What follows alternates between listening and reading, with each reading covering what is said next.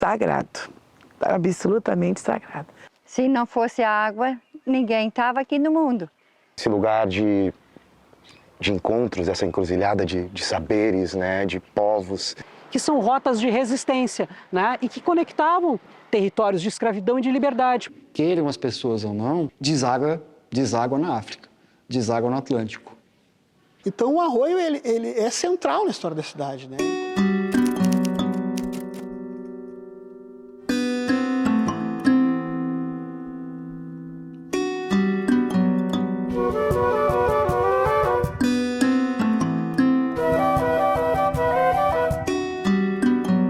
O próprio nome Pelotas, né, Pelotas eram pequenas embarcações de couro, né, e já aparece esse termo arroio das Pelotas, arroio de Pelotas, desde a década de 1750.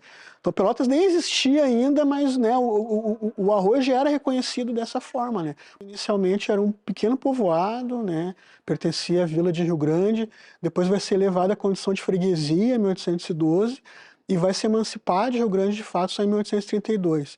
Mas já no final do século XVIII, Pelotas já começa a se destacar pelas primeiras charqueadas que vão surgir nas margens do Arroio Pelotas, né? Então, o Arroio Pelotas, a gente sabe, começa lá em Canguçu.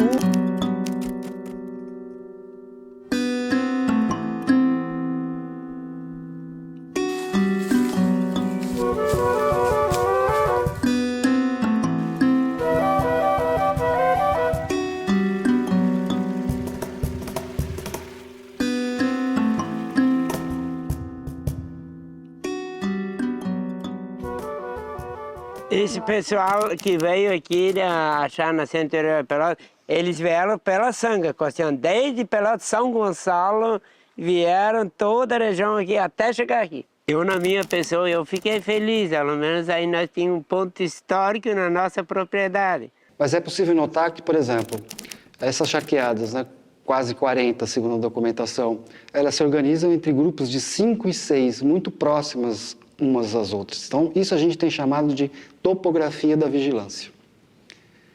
O que isso significa?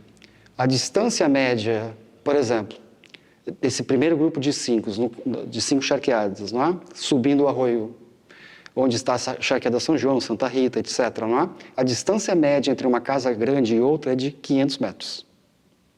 Então, é uma topografia da vigilância, porque do ponto de vista macro, isso facultava aos charqueadores, eu prefiro dizer escravizadores, a distribuição desse olhar de vigilância. Então, isso significa que o dono da Santa Rita auxiliava o dono da São João nesse processo de vigilância, não é? E do ponto de vista micro, a gente vai olhar o seguinte: a grande proximidade entre esse fragmento da senzala, que foi uma senzala hoje na São João, e a Casa Grande postada de tal maneira que, da frente da Casa Grande, se podia observar o cotidiano do trabalho escravizado, porque as unidades produtivas do charque estavam exatamente à frente de quem via, ou seja, o olhar do dono percorrendo. Do mesmo modo, as janelas laterais da casa permitiam a vigilância do cotidiano da senzala. Então, nós estamos falando de uma paisagem carcerária, de um sistema distributivo de olhar da vigilância, de cooperação entre os charqueadores, que não tem paralelo em outros lugares da América. E não dá para pensar, então, na história da cidade sem pensar nas charqueadas escravistas dessa época e na importância do arroio, né? Porque as estradas da época eram muito precárias, né? O transporte é basicamente fluvial, né? E toda essa produção nas charqueadas escoava pelo Arroio Pelotas, né? Chegava no São Gonçalo, depois na Laguna dos Patos, até chegar ao porto de Rio Grande. Então, o importante disso tudo também é entender por que surge o charque, não é? Então, é uma comida imperecível e que era exportada para os principais portos da América e da Europa, não é? Então, por isso que é importante sair desse enfoque um pouco mais de história regional e colocar a charqueada num panorama atlântico. E o charque era uma proteína barata, um alimento que compunha a dieta desses escravizados, né? E aí Pelotas é fundamental para a gente entender essa história, tá? Então a história de Pelotas está se conectando com esse mundo atlântico, né? Então, ao mesmo tempo que os escravizados estão sendo alimentados com o charque daqui, eles também estão sendo trazidos para cá, né? Porque vai ser a mão de obra fundamental dessas charqueadas. Quando nós pensamos homens e mulheres africanos e africanas, né, nesse nosso território hoje chamado de Pelotas, é sempre importante de lembrar que essas pessoas vêm com experiências culturais, experiências históricas, né, desse imenso continente, tá? E lá também essas experiências culturais estavam intermeadas, né, com a ligação com os rios, com os arroios, né, com a água, né? Então, quando chegam aqui, né, acabam adaptando esses referenciais com a natureza que encontram neste lugar, né? Então, esse arroio, né, sendo cravado por essas charqueadas e essa população negra escravizada como trabalhadora também nesses estabelecimentos, né, contribuindo, de certa forma, para a riqueza da cidade, de uma forma triste, mas estão contribuindo, né? As charqueadas não produziam só charque, né? Produziam couro, a graxa, o sebo, os chifres. Praticamente quase todos os bovinos, né, eram aproveitados, se tornavam mercadorias.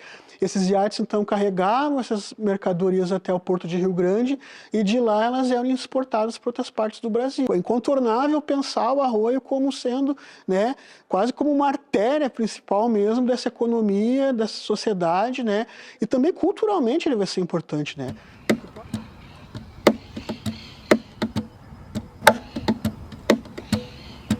A minha relação com o arroio é muito forte, né? Porque meu avô era pescador também. E meu bisavô também foi capataz da colônia Masa ali durante uma época. Minha avó nasceu, né, naquele lugar ali. E então acho que desde sempre eu ouvi histórias sobre o arroio, né? Esse lugar de encontros, essa encruzilhada de saberes, né, de povos, essa via. E então acho que foi um privilégio, de certa forma, nascer nesse lugar e meu caráter, eu fui moldado, né, junto com essas histórias assim que a minha mãe, minha avó me contavam. E eu lembro que quando eu fui fazer a música Arrebento, que é uma música muito importante do álbum Raízes e Coração, né, que tenta contar a história de um amor que nasceu na África e veio florescer em Pelotas na época das charqueadas.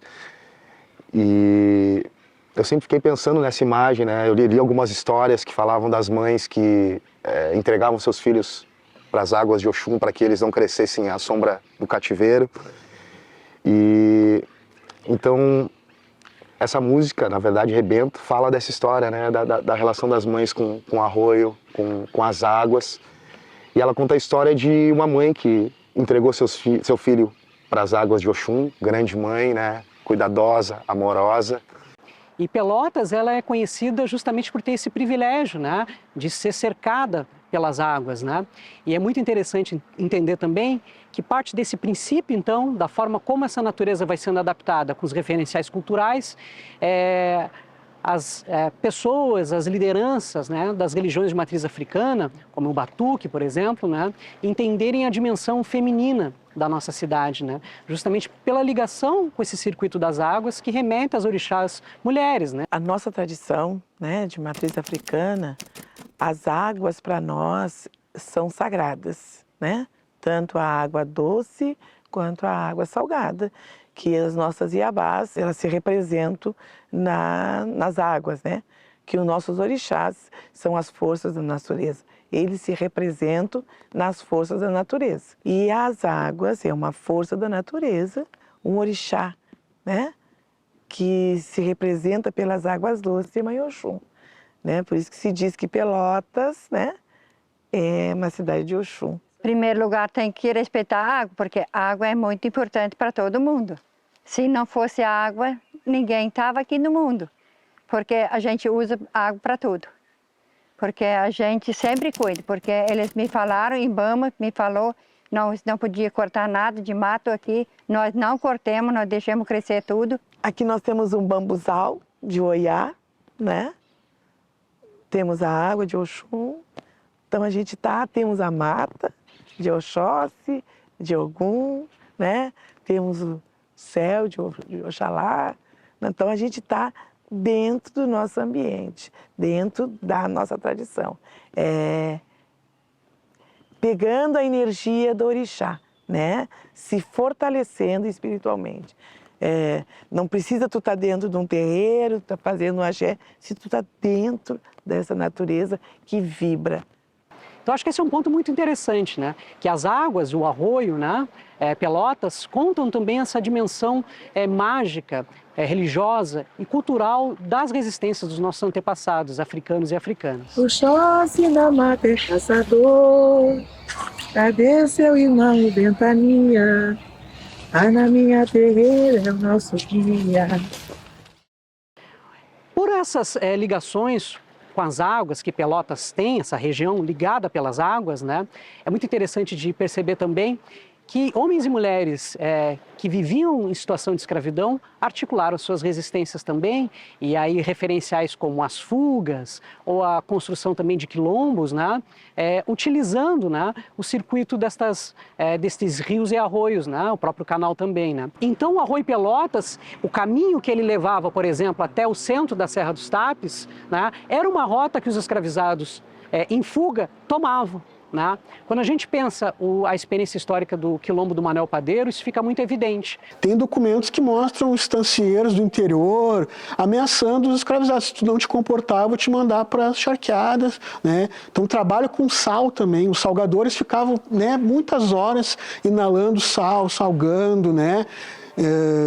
Doenças respiratórias podiam ser causadas por conta disso. Né? Um trabalho muito pesado também. A gente sabe muito bem, né, que a Serra dos Tapes foi ocupada por muitos desses senhores de escravizados, muitos desses charqueadores tiveram suas chácaras lá. E o quilombo do Manuel Padeiro, ele conectou a região das charqueadas com a serra, né? Quando a gente pega a cartografia da ocupação desse quilombo, né, que foi feita à base de guerrilha, a gente percebe que eles vão margeando o Arroio Pelotas, né? Tanto é que a cartografia ficou assim registrada, porque um dos arroios que encontra o Arroio Pelotas é chamado até hoje de Arroio Quilombo, justamente porque é a cartografia que vai se demarcando nas estratégias da resistência à escravidão. Mas são rotas fluviais que são rotas de resistência, né? E que conectavam, vou insistir, territórios de escravidão e de liberdade, porque essas redes de apoio, né, passavam também por pessoas livres, libertos e libertas, mas até mesmo, por exemplo, né, pessoas brancas pobres, né, como a gente pode acompanhar na documentação histórica. Não obstante essa paisagem carcerária, e daí a força, a vibração e a inventividade dessas pessoas que estavam escravizadas, não é? Porque elas vão construindo, mesmo em contexto de senzala, o que a gente chama de paisagens alternativas. Então, além dessa paisagem do escravizador, nós temos paisagens que são, inclusive, invisíveis para a maioria de nós. Não é? Aí entra o arroio, não é? O arroio e suas entidades. Não é? E temos aí, portanto, o surgimento do próprio batuque, que também vem de uma variável atlântica. Então, foi muito impactante, inclusive do ponto de vista pessoal mesmo, né? Meu, para quem trabalha, uma transformação de mim mesmo como pessoa, identificar abaixo de uma das senzalas que nós escavamos, identificamos exatamente na entrada, do que seria a entrada da senzala, um assentamento dedicado a orixás. Né? E a minha mãe também sempre teve uma ligação muito forte com o batuque, né? Meu avô era um cara que tinha uma casa de batuque aqui no Rio Grande do Sul, em Pelotas. Então, a minha relação com o batuque, o carnaval e esse território aqui é muito, muito forte, né? Então, quando a gente estuda arqueologia do ponto de vista da arqueologia da diáspora africana, é preciso atentar que ela é uma arqueologia da criatividade. Ou seja, eu tenho minha memória, meus conhecimentos cosmológicos ancestrais e os aplico e os adapto com outros instrumentos, com outros artefatos, com outras matérias-primas. Essas pessoas constituíram paisagens alternativas e que eu diria que na contemporaneidade estão conosco, não é? Então, é isso que precisa ser dito.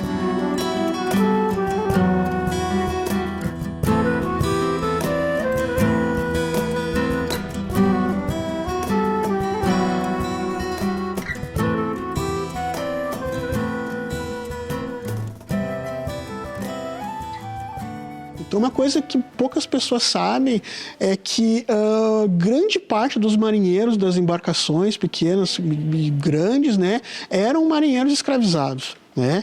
Isso é interessante porque é uma experiência de cativeiro em que eles não estão apenas na charqueada. Muitas vezes são marinheiros que percorrem outras regiões do Brasil, né? Marinheiros que têm uma experiência de terem estado um tempo no Rio de Janeiro, na Bahia, em Pernambuco, às vezes até mais distante, né? E que na volta trazem muitas dessas histórias, esses relatos, muitas vezes compartilhando com os companheiros de senzala. É que, na verdade, havia um grande vínculo de solidariedade e irmandade entre pessoas que moravam aqui nessa região, né? Entre Porto Alegre, Rio Grande, Pelotas, Salvador e Lagos, onde hoje é a Nigéria. Né? Então, pessoas vinham de Salvador para sair para Lagos e partiam do porto de Rio Grande, provavelmente passavam por aqui.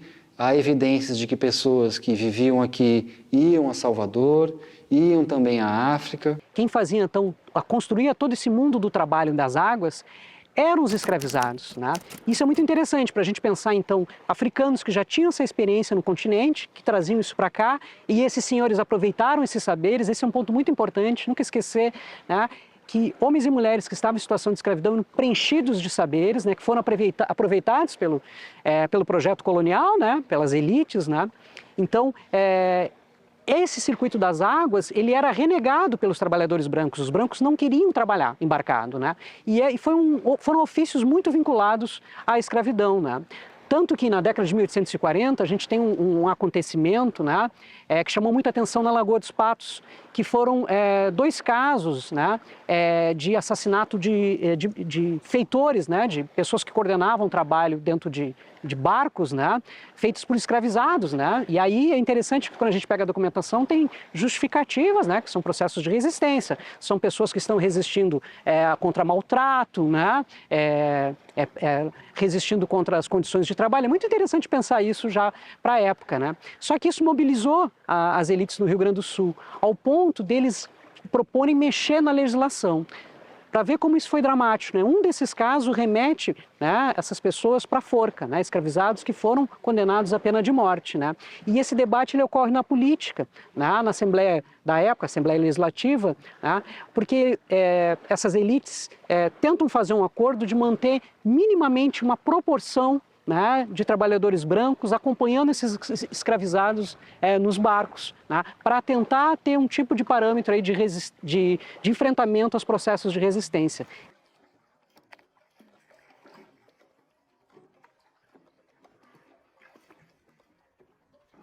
Então, a arqueologia para mim hoje não é só estudo da relação entre coisas e pessoas, mas é a relação entre as coisas, as pessoas e as divindades, né? E a ancestralidade. A arqueologia também tem esse potencial, né, de transformar as pessoas, né, e os coletivos. Ela tem um grande potencial para mostrar aquilo que está invisível, não só porque está enterrado, não é? Porque invisível é invisível para quem? Para quem não sabe ver. Está invisibilizado para a maioria das pessoas que vão visitar o arroio, por exemplo. Eu cheguei num momento em que eu não sabia para onde ir com a minha arte, né?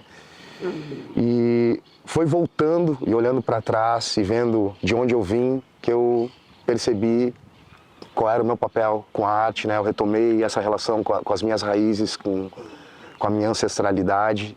Nesse processo eu acabei me encontrando também, me reconhecendo como artista e cantando e contando sobre meu território, né? Sobre o lugar onde eu cresci, sobre as histórias que influenciam a minha poesia, né?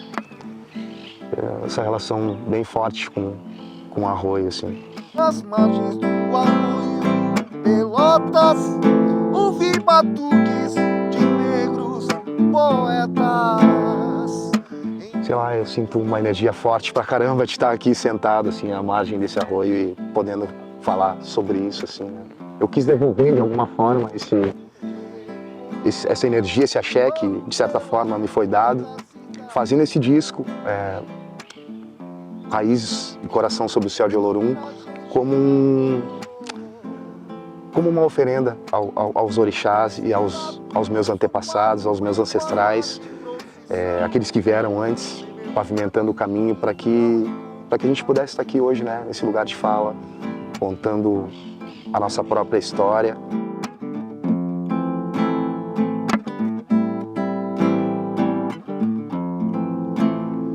Nas margens do arroio Pelotas, ouvi batuques de negros poetas, entoando um novo hino de liberdade, que ecoava em coro pelas ruas da cidade. Vento miragens de cor, assentado no supapo em forma de procissão, tomei meu lugar na fila e fui ao encontro da multidão. Eu acho muito importante preservar, né? Porque é uma coisa do nosso estado, é dos gaúchos, não só nosso. Então devemos ter bastante cuidado e continuar sempre, de geração em geração.